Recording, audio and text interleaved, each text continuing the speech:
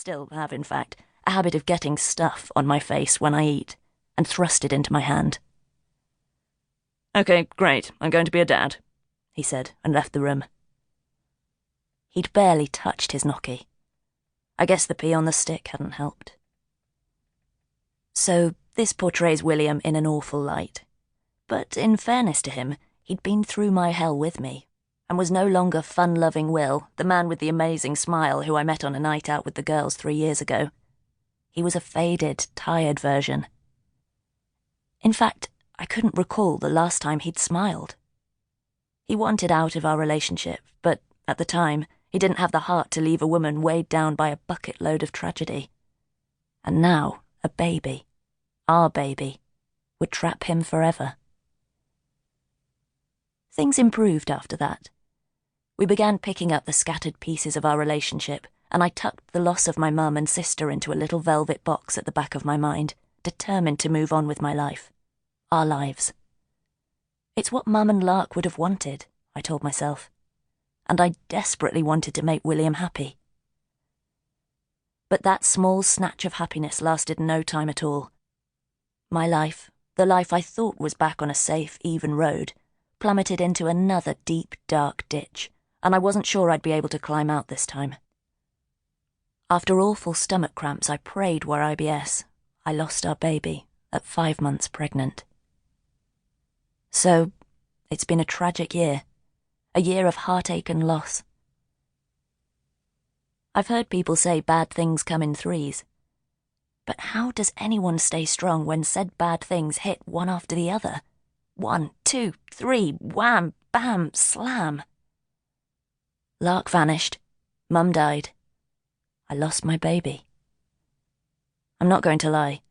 I wondered what I'd done in a previous life to deserve such sorrow. I tried so hard not to be that woman who everyone felt sorry for. Poor Amelia, nothing goes right for her. Oh, Amelia, love, it could only happen to you. Or worse, the woman people crossed the road to avoid, fearing her misery was catching. But it was impossible. I was that woman wallowing knee-deep in self-pity, and I hadn't got a clue where to find the strength to pick myself up. Still haven't. In fact, I fully understand how some women lose their mind following a miscarriage, as I'm pretty close to losing mine right now. With the loss of our baby, my life with William was over. He'd seen the worst of me. Not a pretty sight.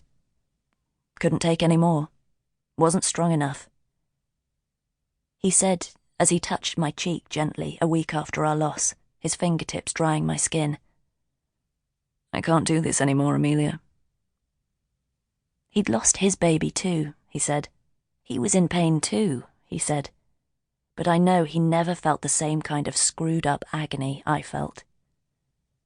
He stayed around for 2 months after that, spending a lot of time at his mum's or crying on the shoulder of an ex-girlfriend. He never did tell me her name. Did he think I would knife her on a lonely street? For a while, it was as though my baby, the little girl I had so many plans for, was still with me. But eventually, with time, I accepted there was an empty place inside me where I once felt her flutter, a timid butterfly trying out her wings for the first time. I'd felt so sure she was happy. I'd held my belly so often, talked to her, sung to her. But we can never be sure when happiness will be snatched away from us. I know that now. "Amelia, have you got the contract for Jennings and Jennings?" I look away from the office window and up at Malcolm. My boss is out of breath and needs to lose a few pounds before he keels over. His tone, as always, is anxiety-tinged, his face stretched into a shiny-cheeked smile. He won't make old bones at this rate. "You need to shave off that ridiculous moustache, Malcolm." I've wanted to say that for years, if only to help him find his soulmate. No wonder he's single. "You look like Hitler." His eyes widen, as much as they can in their puffy sockets, as he touches the hairy culprit under his nose. "You need more time away from the office, Amelia." "I need forever," I say. I haven't even turned on the computer and it's almost midday. I've spent most of this morning